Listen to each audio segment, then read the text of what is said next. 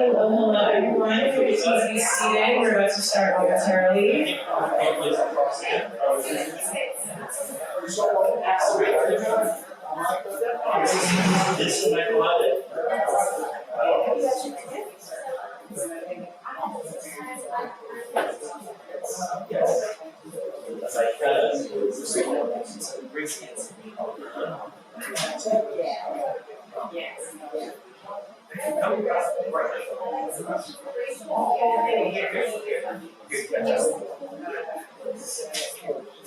Yes, after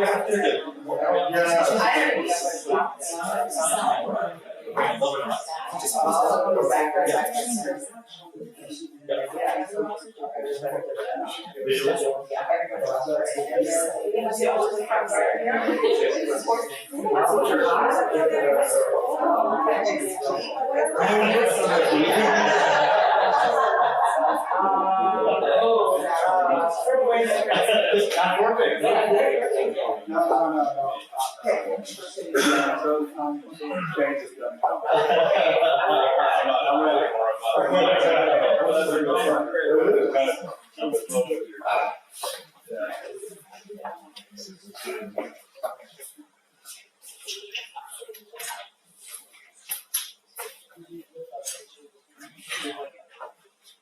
No.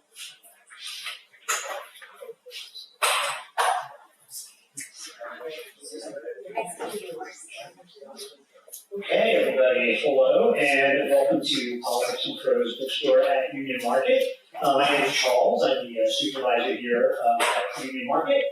We host in-person events at all three of our locations. We also offer partnered and supported events, trips, and classes. To find out what's happening where and when, we invite you to visit our website, politics-prose.com. Before we get started today, I'd like to ask you to please silence your cell phones so as not to disrupt the event.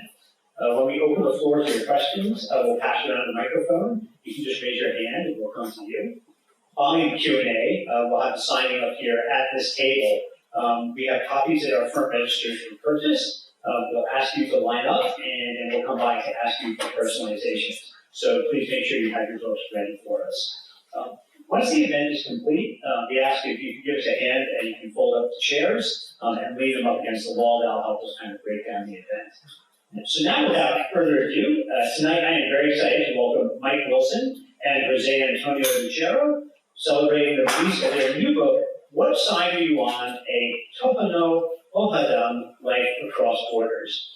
What Side Are You On originates in the life of human rights activist Mike Wilson, but this is no ordinary book. It's a memoir, but it's a collaborative memoir. Students of Latin America might recognize the form as testimonial, wherein an activist or leader of a particular group tells their story in response to questions from an outsider. Lucero prefers to call What Side Are You On a hyperlinked testimonial, wherein Wilson's personal testimony becomes the jumping off point to consider a variety of topics. In a life as colorful and as profound as Mike Wilson's, these topics include poverty, racism, border policing, religion, the legacy of colonialism, and the false Jeffersonian binary between civilization and, quote, merciless savagery, unquote. What Side Are You On is always informative, often inspiring, and never less than stimulating. Above all, it is, as Publishers Weekly called it, a rewarding chronicle of a remarkable life.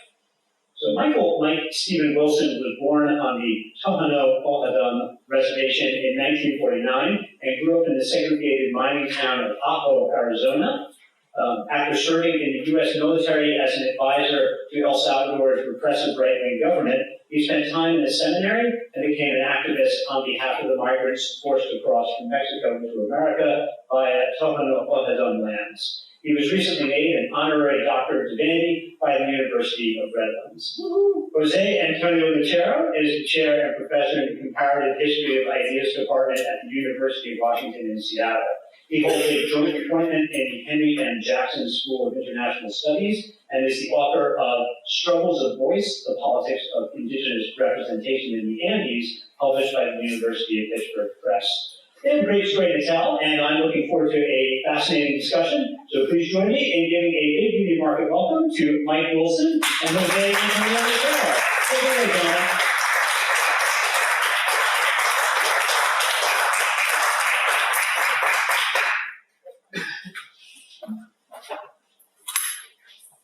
Thank you very much for that great introduction. It's so nice to be here. It's so nice to see so many folks coming out, so we really appreciate you being here. This is definitely the Mike Wilson show. I was telling Mike over breakfast today that, you know, if this were Simon and Garfunkel, I would definitely be the Garfunkel. But I wanted just to start a little bit to say a word about how I got to know Mike, because before I got to met Mike, I saw him in a documentary about migration in Arizona. If you've ever seen Crossing Arizona, Walking Line, or several other documentaries about border crossing, Sonora, Mexico, Arizona, you've probably seen Mike, because he's in a ton of these documentaries. So I would use these in my classes at the University of Washington, and then in a conference in Tucson, I met Mike, and it was like seeing the Tohono O'odham Tom Cruise. Like I was just, I was so starstruck, and then we began the conversation. So what the cover you see here is Mike in his work, humanitarian work, putting out water for border crossers on the land of the nation, which is worth saying spans the U.S.-Mexico line. So this is definitely one of those cases where the border crossed with the Tohono O'odham people, not the other way around. But as I got to know Mike, I realized the origin story of that humanitarian work was much deeper. So Mike, maybe just to start off, can you just help us understand the title and maybe this visual? Yeah, thanks for coming out. But let me just say this very, very briefly. I want to acknowledge the indigenous peoples on this planet. I usually say that when I speak to the audience in Tucson, you're all from all. But I didn't do my homework, so I don't know the indigenous tribes that work here, or aren't here, or will we prepare here. So, with the permission of the elders and of the ancients, you can start. What is your question again? Well, maybe starting with the title of the book, what side are you on? How did we come up with that title? What does it mean? And how does it help us understand your journey to becoming the human rights activist that you are today? What side are you on comes from, I need to give a little bit of background. I guess you don't know the dark side of my Wilson. Here it comes. I'm retired from the Army. I was in the Army for almost 22 years, and Special Forces was my career field. United States Army Special Forces. Do you know who that is? No, that's what I thought. Green Berets? Okay. That was my career field.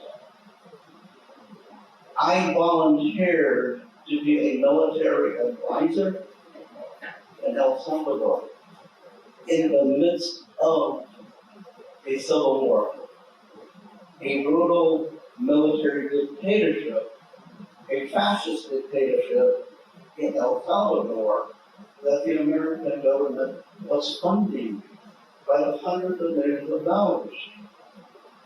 And so, what this title comes from, during my 1 year that I was deployed in El Salvador, I met a campesino family, a poor family. I became friends with the woman, and she invited me to dinner. And it was sitting at the dinner.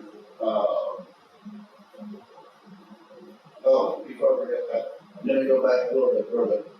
There I was, Mr. American Green Beret, going around the township I was in with those Sonsonate, the department in the town, where my brigade that I was assigned to was Sonsonate, in the state of Sonsonate, in the Republic of El Salvador. So I had been there, I had time on my hands, and I went to there was an ice cream shop. And I thought, oh, you know what, I could really use a banana split. And so I went and bought a banana split, I bought my bodyguard. But wherever we went bodyguards. Fully armed, I was armed, my pistol down my back. I paid for a banana split, and I was really angry because I thought the Kurt raised the price, knowing that I was an American gringo with money to burn, and I did, but that wasn't the point. The point, I thought that she had inflated her price. I paid about $3.60 American. And the attitude stuck in the back of my throat. She asked me, doesn't she know who I am? Doesn't she know that we came here to save El Salvador from encroaching global communism? So it's stuck in my throat, you know, where you can't cough it up and you can't swallow it. It's there. So I went with that imperialist attitude to her home for dinner. And it was across the dinner table, I had this spiritual transformation. Do you want to read that passage, Mike, in that book? Yeah.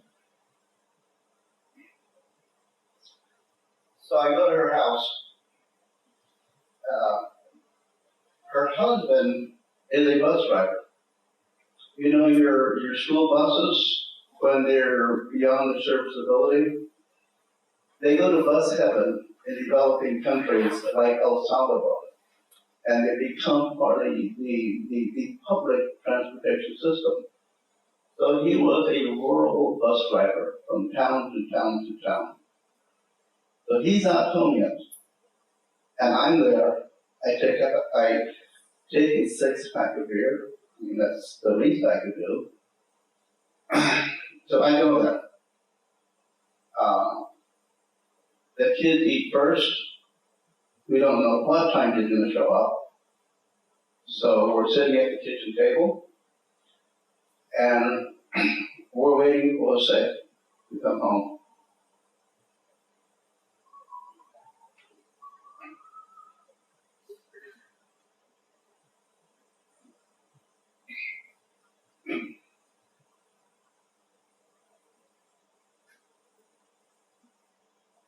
I went to the house that evening, still angry about being jacked about the ice cream shop, but I had a mission to do. I put my anger aside. You're going to a home of a poor family. You can do this. Take a 6-pack of beer. Maria had told me that her husband, José, worked late.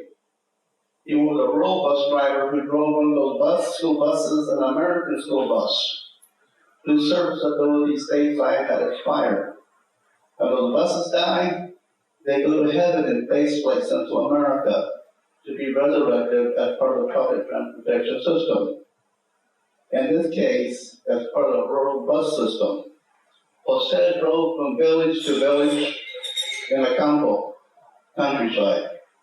Maria told me he would probably come home late, but to come over anyway.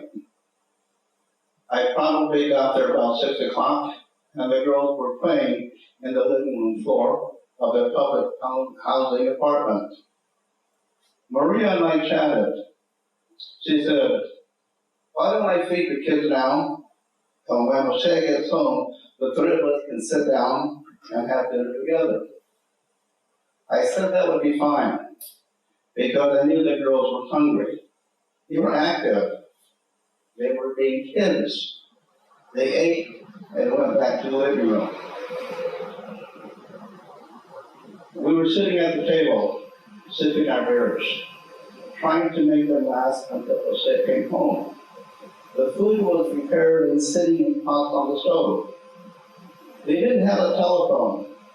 Now this was 1989, pre-cell phone.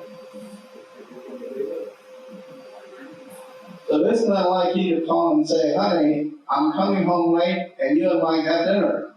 I'll catch up with with you when I come home. Dinner was prepared and the kids had eaten. She said, let's eat. When he comes home, he can eat late. I don't want the food to get cold. So we ate. It was a small table with a couple chairs. We finished dinner and Maria cleared the table. And we were still finishing our dinner, saving a couple for José. José came home a little later and joined us in the kitchen. He was absolutely drained. You could see it in his face, but mostly in his eyes. She said, sit down, I'll serve you a plate. He sat, and I passed him a cold one. We were talking casually about what it was we were talking about. I noticed that he brought a mason jar with a screw-on lid. He set it on the table. Sitting down,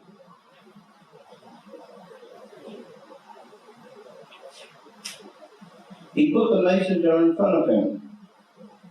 She served him his plate.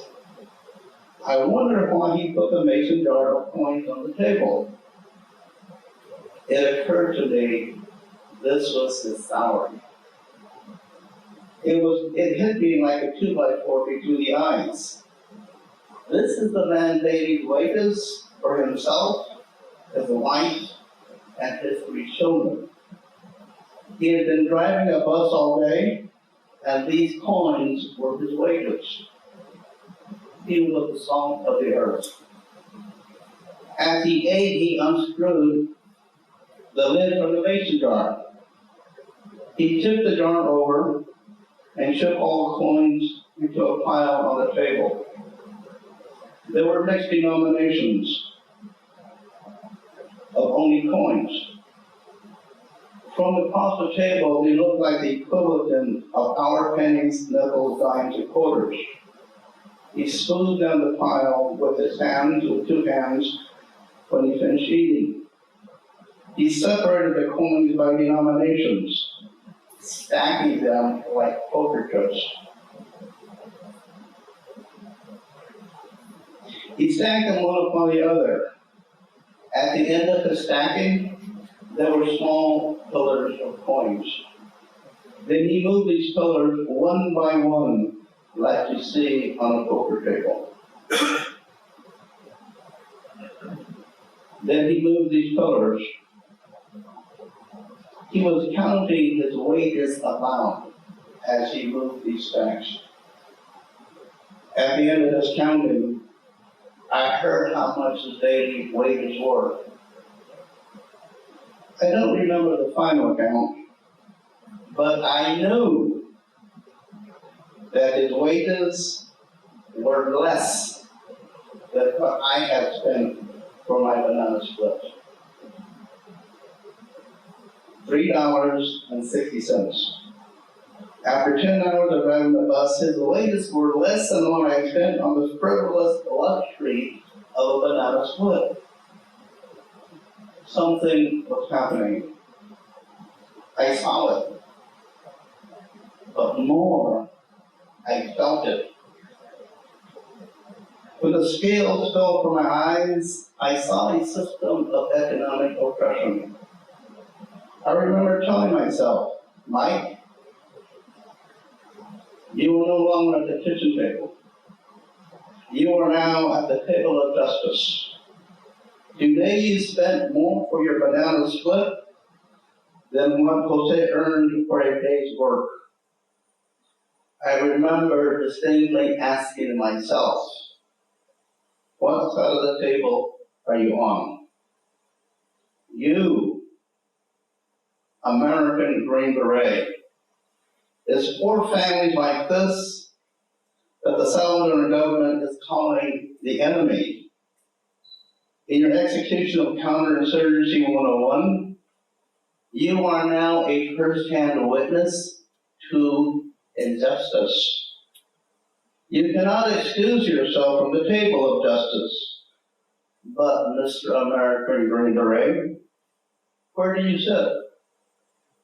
Are families like this the enemy?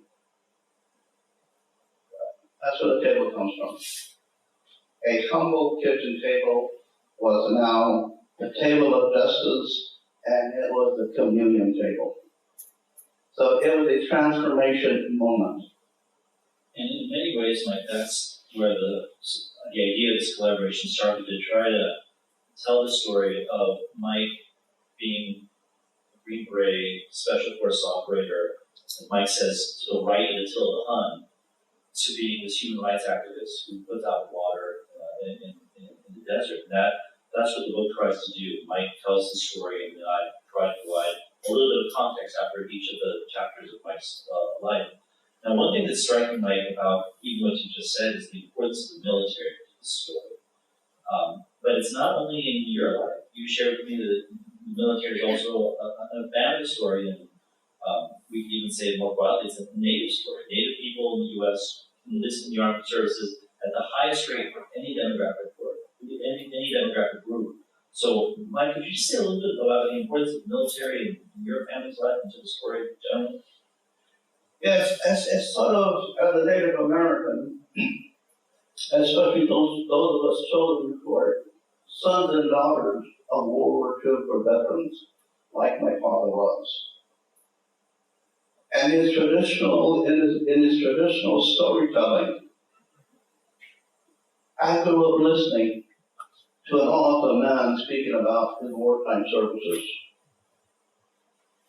So his narrative influenced me, and I'm sure many baby boomers who listen to those narratives of surviving World War II in North Africa, Sicily, Italy, France, killing or being killed. So I grew up under that mantra of the expectation of military service. In Indian country, it's like you inherit the responsibility to protect your land. But in Indian country, it's a little bit different. You are protecting the sacred soil. Not necessarily, even though we took that pledge to protect the Constitution of the United States. We do that too. But there is a spiritual bond which calls you to protect the land, because the land is where we come from. That Mother Earth is our mother in the most profound spiritual term. So you're protecting her, and at the same time, you're protecting the Constitution. So this is this very, very strong expectation in Indian country, and I suspect also in the Latino community, the expectation for military service. And yet I was a pacifist during my high school. But by 1969, I was part of the Vietnam moratorium. I wore the armband of the moratorium, and we marched against the war in Vietnam. It was another endless war. But despite that, when the time came, I knew I wanted to be part of the military. And so that's sort of the genesis of my military career. That's such an important point, that one of the things that we try to do throughout the book is to try to resist these binaries, you're either this or that.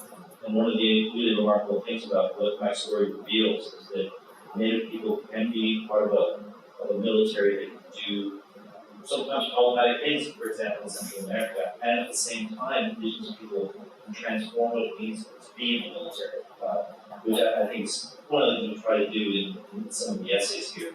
But what's also remarkable, and what we try to call attention to, is the history of militarism in Indian countries is very complicated, and it goes back generations. In fact, in the conversations that Mike and I had about his military service and his family's military service, we learned a lot about your grandfather too. Do you want to share a little bit about that story too? Yeah. In our research, one of Tony's graduate students found a photograph from Carlisle Indian Industrial School. You know that history? For many times, native school children were forcibly removed from their indigenous communities, their parents, their elders, and sent back east to boarding schools. Carlisle was the first government contracted school, along with, in collaboration with, mainline denominations, churches, who were part and parcel of this genocide against indigenous people, against languages, against cultures, against the family units. When I was young, I asked my dad, Dad, Wilson, where did the Anglo name come from? And his only response was when my father was a young man, he went to a school in Pennsylvania. That's all he knew. So in our research, we found a photograph of one relative, my grandfather, who I never knew, circa 1900. They're all from standing next to him. I asked my dad, the question, where did the Wilson name come? He said, well, when my father went to the school, they gave him that name, which was a form of cultural genocide. The government and the church's attitude at the time was, as if it was the guiding principle, kill the Indian, save the man. But in essence, it was a manifest destiny. Destroy, commit genocide in the name of progress. Kill the Indian, save the man. So, when I saw my grandfather's picture, it was as he was speaking to me across generations. And so, that was a revelation to me, because about that same time in Canada, this whole story about residential schools in Canada, I'm not going to say mass killings, but the effect was genocidal against indigenous people in Canada. So there was a historical parallel in this country, and I may also add against my own church. The Presbyterian churches are heavily involved in boarding school systems in Arizona, including in Arizona, in Tucson. Yeah, thanks, Mike. And that idea of killing the Indian to save the man, the person who came up with that was a military officer named Richard Henry Pratt, and he had a very famous book called Battlefield and Classroom. And the whole idea was that this boarding school education would be, as another scholar put it, education for extinction. This was the way that the U.S. government was going to solve the Indian problem by bringing kids into the system. It's also worth pointing out that Carlisle, that site is currently where the U.S. Army War College is located. And if you ever go to the U.S. Army War College, the first thing you'll encounter is a graveyard of a lot of Native kids that never made it home. So it's a really devastating history. It's a really tragic one. But again, Mike and I would want to try to refuse just the narrative of victimhood. Because one of the things we also found in our research is that Native people in these boarding schools also somehow found resilience. They found joy. They found a way to kind of make these institutions work for them. Jim Thorpe is his name you might know, maybe the most famous athlete in U.S. history. He was Carlisle. He was a star football player, and he was assigned Native Excellence. So that was also a boarding school story. So for many Native survivors of these schools, they also have joy alongside the pain families. So those are the things we kind of try to draw attention to. And the fact that the U.S. government's efforts were not successful. Tohono O'odham are still here. Native people are still here. That education decision failed. Mm-hmm. And also, it was a transition into the dominant culture. How do you compete in the dominant culture if you don't know the language? If you don't know the political system, if you don't know participate in the economic system, how do you survive as a family, as a tribe, unless you cooperate, unless you adapt. Survival becomes paramount. You acknowledge that history, but as I say, I don't want to be a victim. I want to be a victor. And there's a difference.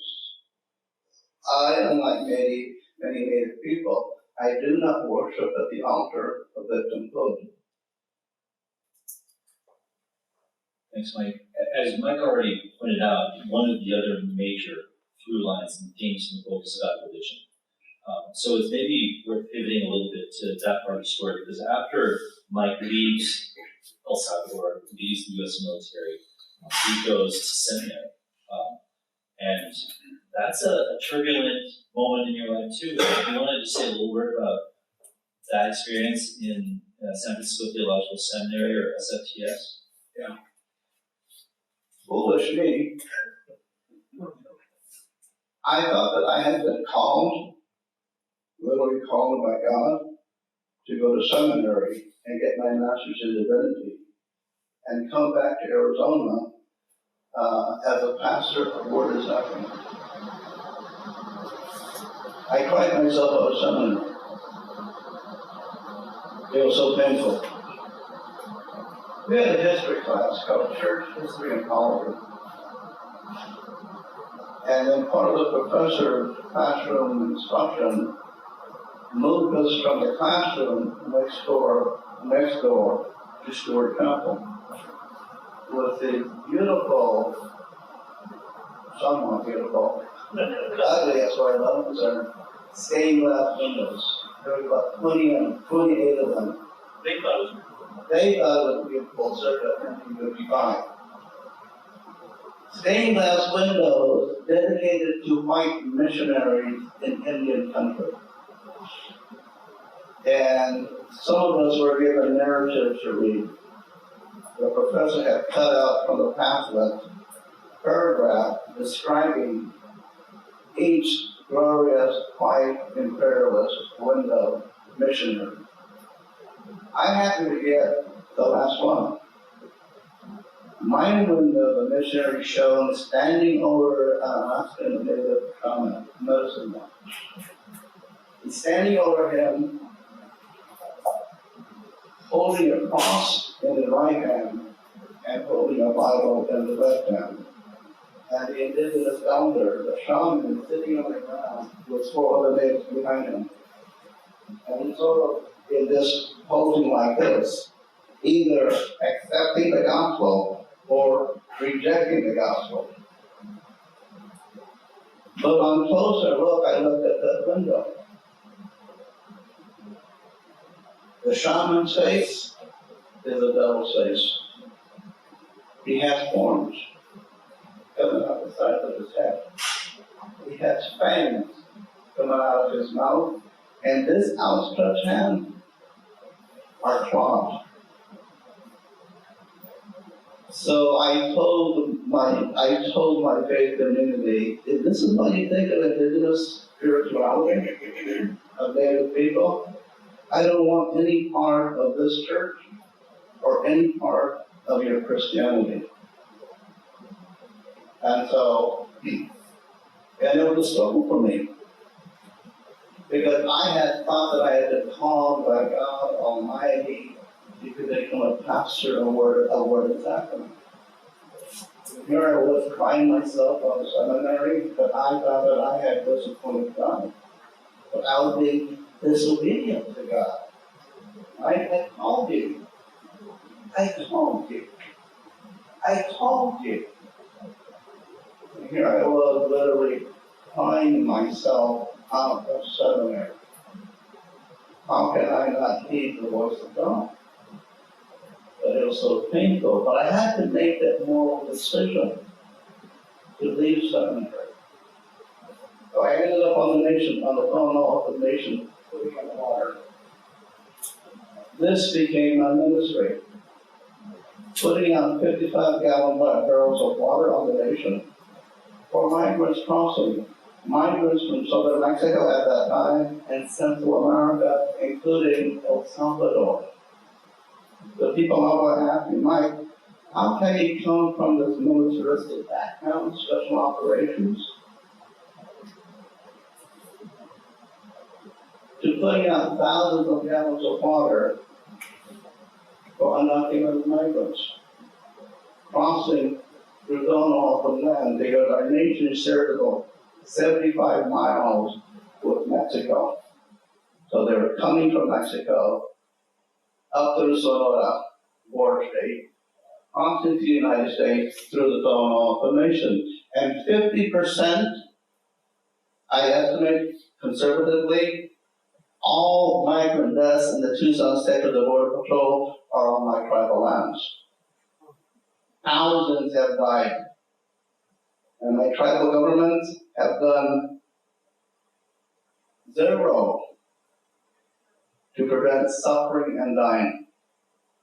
So I thought it was my moral obligation originally as a Presbyterian lay pastor, but as a human rights advocate. You don't need to be a theologian, an academic, to understand that where people are dying, there you must be with water in hand. They are our brothers and sisters. That we as all the people, we the Native people, we who were once the oppressed, we are now the oppression. So this is sort of from El Salvador to human rights advocate. And my church and my tribal government fought me every inch of the way. My tribal government threatened me with banishment, meaning I would never be able to come back on tribal lands for the rest of my life. Even my church was against me. My church told me, Pastor, why are you putting out water for migrants? They're wetbacks. This was my church. This was my church elders. They're wetbacks. Why are you aiding and abetting illegal migration? And my response was, how many times have I preached the gospel of Mark? I was hungry, and you gave me food. I was in prison, and you visited me. I was sick, and you sheltered me. I was thirsty, and you gave me water. I said, church, what don't you get? Don't get me started. It's too late, Mike. There's so much there that I think maybe we'll have a chance to talk a little bit more detail with the folks here, but I wanted just to underline one more thing before we turn to the Q&A, and that's the theme of religion, as we've done in other parts. It's a complicated theme that we try to reckon with, because as you already said, Mike, that on one hand, it is this missionary violence. It is this sort of manifestation that we saw in the graphic detail in that stained glass window. And one of the things we point out in the essay, after Mike tells a story about the seminary, is that Native people also are able to be very creative with traditions from Christianity, from the West, and use them in all kinds of ways. So it's not just a story of victimhood, but a story of violence. And if I could read just a little bit from that part of the essay, we try to underline the syncretic possibilities, the way that Native people were able to creatively reinvent and adapt. So let me just read just one paragraph. Sisseton Wahpeton Oyate scholar Kim Tallbear recounts her own childhood on the Dakota reservation, encountering kind, syncretic Presbyterians, Dakota ministers who gave sermons and sang hymns in the Dakota language and participated in Sundance ceremonies. She says, that's the kind of world I grew up in. And you kind of choose whether you wanted to go to ceremony or church, and some people do both. Growing up in that kind of syncretic world, I was taught that there are multiple ways to the creative. These complexities do not make these experiences any less indigenous. On the contrary, they help us understand how indigenous realities themselves are made up of innumerable tensions, contradictions, and possibilities.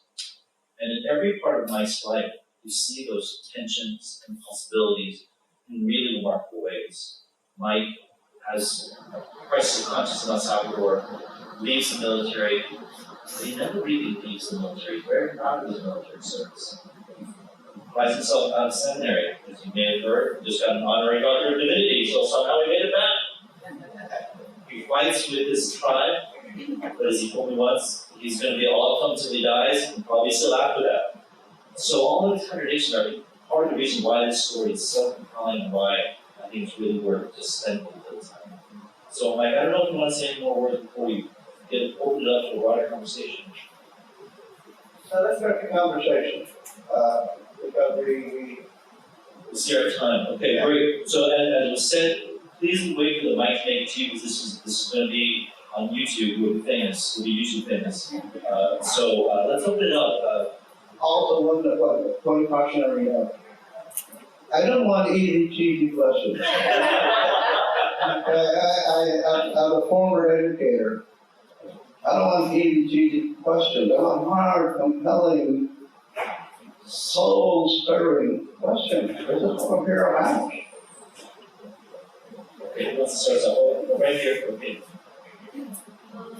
As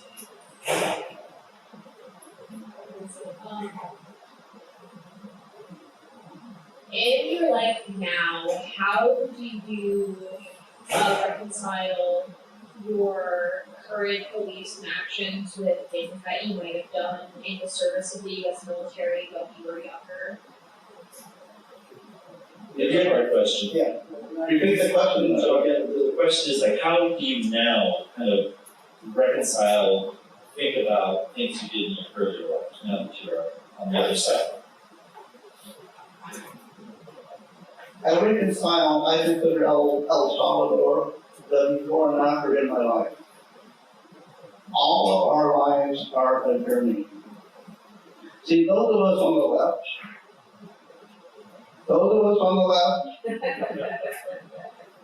we think that we have a monopoly on righteousness. We do not. The tyranny on the left is just as violent, as ugly as the tyranny on the right. That was a lesson I learned in El Salvador. Life's journey is 99% gray. And we on the left, we like to think in black, in simplistic black and white terms, but only we are the good guys. Only we have the monopoly on truth. And we fall short, and I'm very critical in the book of the left that I'm part of. But how do we find a middle ground? To try to answer your question, my reconciliation is, I guess, I try to bring people together. How do we have a civil conversation in the middle ground on higher ground and not descend into anarchy and chaos and name calling? How do we meet in the middle, dare I say it, in the spirit of communion and love? See, this is one of those vocabulary words we don't speak about in the left love. Yeah, I do. So I hope that tries to answer your question, because if I dwell on the dark side of Mount Wilson, it becomes a paralysis. We become self-paralyzed. We acknowledge our history, we honor our history, but we move forward into the light of justice. I just want to thank Graciela for her question. Graciela is also one of my goddaughters here, and I'm very proud of her. She's going to the University of Maryland next year, so I'm just being right. But one of the things, Gracie, about your question that I think is so important is it helps us understand just how complicated the relationship between things that are on the right and things that are on the left. So like Mike, what you'll find is in his early years, he was an activist. He was organizing protests against the killing of Native people, in Arizona, where he grew up. But as I started looking at history, The history of the American Indian movement as a social movement is full of Native people who also had military service. If you look at the history of the U.S. Civil Rights Movement, there's a history of African American military veterans. So there's a way that military service does not rule out a later moment like Mike's turn towards activism. Those things often come together, just like religion. I mean, religion can have very conservative manifestations, but it can also have revolutionary ones. I just want to share just one quick sentence from our chapter on religion. This is from a different context in Africa, but a Zimbabwean nationalist said, quote, "Europeans took our country. We fought them with our spears, but they defeated us because they had better weapons. But lo, the missionary came in and came in time and laid explosives under colonialism. The Bible is now doing what we could not do with our spears." So what we try to trace is how Catholicism, Christianity, can take these kind of radical versions as well. So that's, again, trying to get beyond the kind of black and white dichotomies. Very first question. There's a question in front of you. Mike's coming. Right behind you. There's a That's my brother-in-law. You mentioned you protested against the war, but what was the deciding, it's like going from a Democrat to a Republican, almost, especially the Vietnam War. So what, I'm sure some people are like, what do you're on one side now, what? How do you want? In one word, poverty. I grew up very poor. I had a family.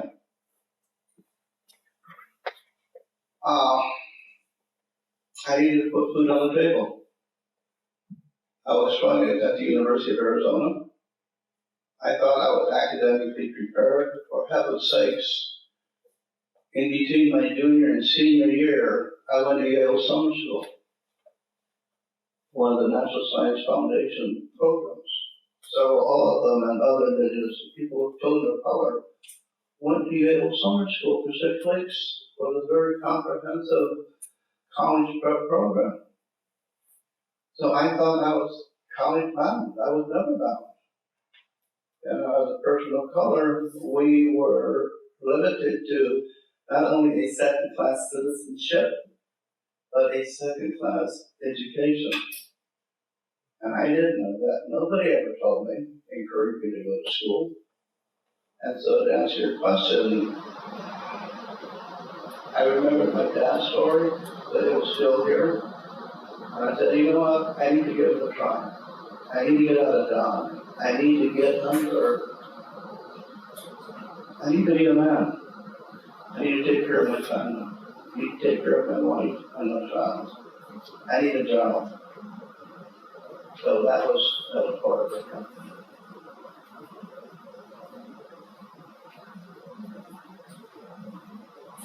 Is there more to the story on stained glass window than the second?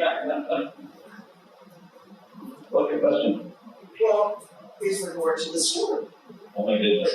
The end. There is a lot. I was wondering Yeah. if everybody else would So there's an invitation to say more about that story, about that window. Yes.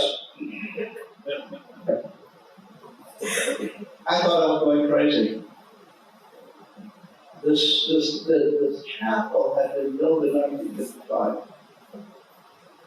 And nobody had mentioned, had noticed this racist iconography. And I happened to be one Saturday down at the community garden, it was a garden event. And I happened to meet two indigenous women, two Ewok, from the northern San Francisco Bay Area. And in our conversation, I mentioned, there's this window up here, very insulting, very humiliating, very racist. And one of the elders said to me, I want to go, I want to see you.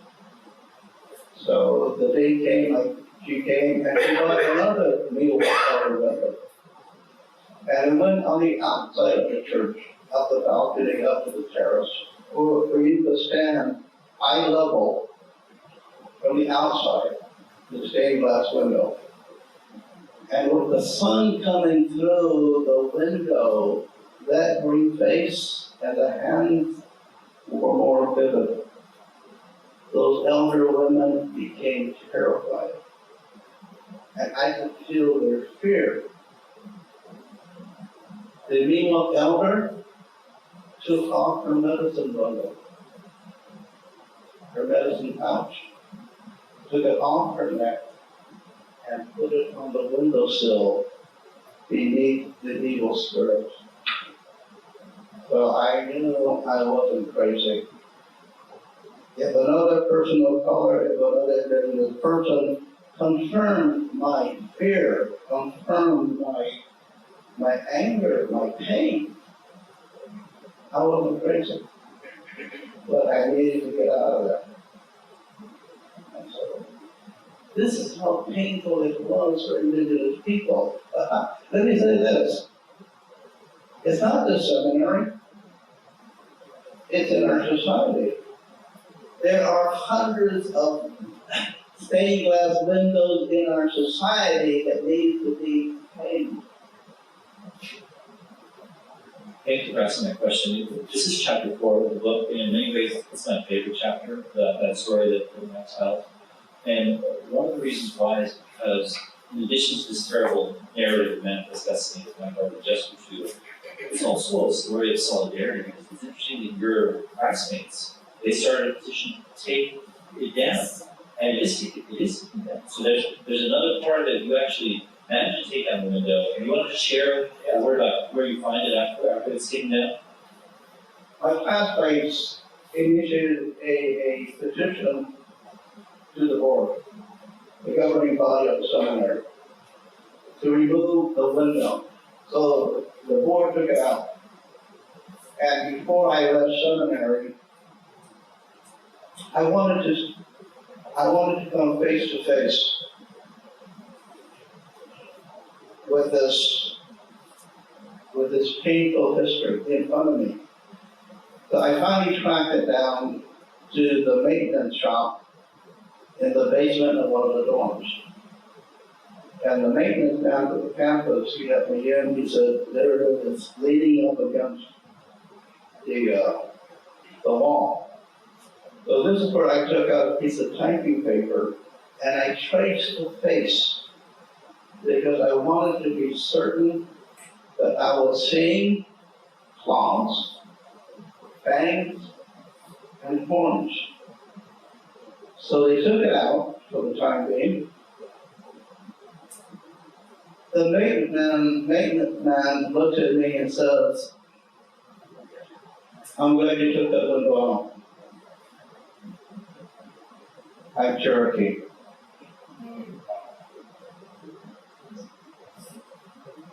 That brought tears to my eyes. If the elder Miwok women can see, and my Cherokee brother can see, why couldn't anybody else?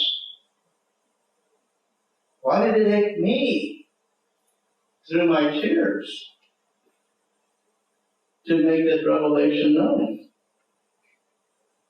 And so It's a powerful story, and I really highly recommend, well, the whole book, that chapter in particular.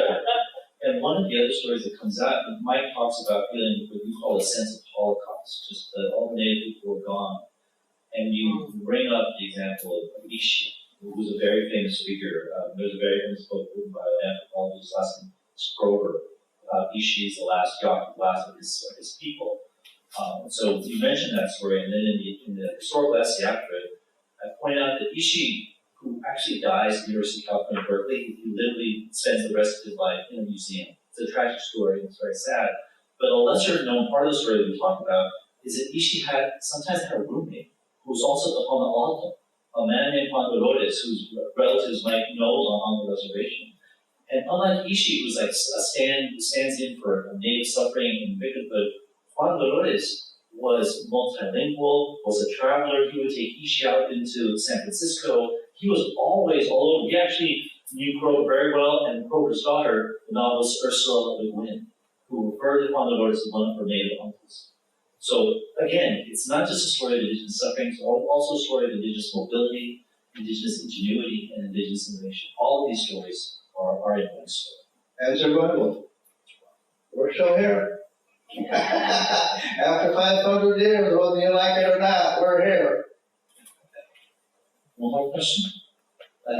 Hi, I was wondering if you could just expand on the nation's opposition to humanitarian assistance to the border crossers, and especially given that they fought against having the wall built on the nation, that people in the nation have been shot by border patrol, and there's been a lot of also animosity from, how does that work, and I guess what have been your personal experiences with that?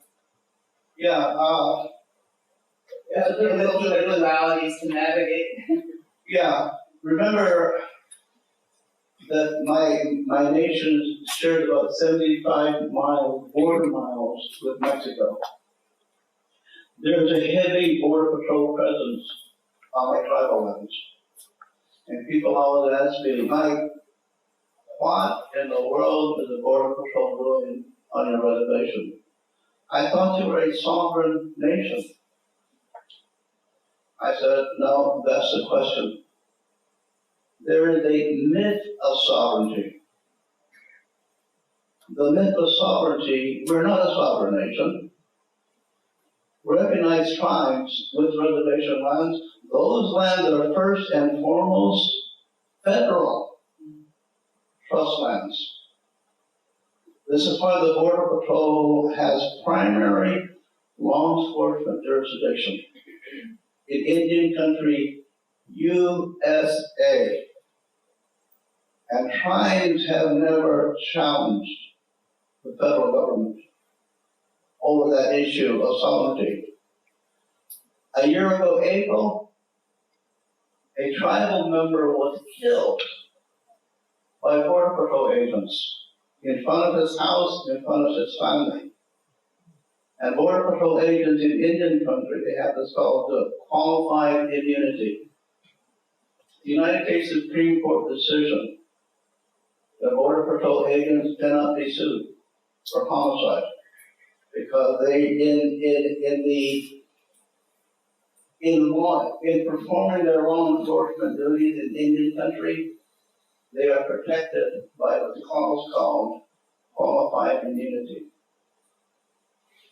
There was a domestic issue near the border on the reservation. Family members called the tribal police. One tribal policeman showed up. He called up for backup. Not other tribal police members. He called back up Border Patrol. 12 Border Patrol agents showed up. 3 of them fired 39 shots into Raymond Matthias. Immunity. And the nation went to this public relations, boo-hoo, don't you feel sorry for us? For the family, yes. For nation, no. Why are you working with the Border Patrol? Where there is no oversight, no transparency, no accountability in Indian country from the border, for the Border Patrol. So how do you justify Raymond Matthias, a tribal elder, ceremonial leader, being killed by Border Patrol? And they walk away free. Where is that sovereignty? That's what I ask in the book. The test of sovereignty in Indian country, not only the Tohono O'odham Nation, but over 500 federally recognized tribes. Can the Tohono O'odham Nation expel the Border Patrol off tribal lands? If they can, that's sovereignty. If they can't, they do not have sovereignty. This is what I call the myth of sovereignty. And there is no absolute sovereignty. It's Congress awards sovereignty and Congress can take it away. And in taking away, they take away federal appropriations. Don't even get me started around. They'll be here for breakfast. Speaking of which, she's taking out the hook. I think we're right at time, so, Well, first, let's give a round of applause.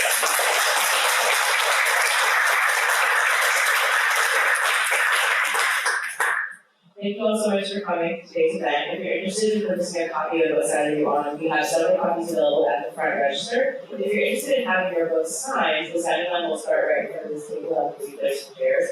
And so you can chairs if you're willing and able, we do ask that you hold your chair and place it up against something so you don't have to stand out of it. If your chair is giving you trouble, just place your foot against the back bar and it will come right up. If you have any questions, viewer staff.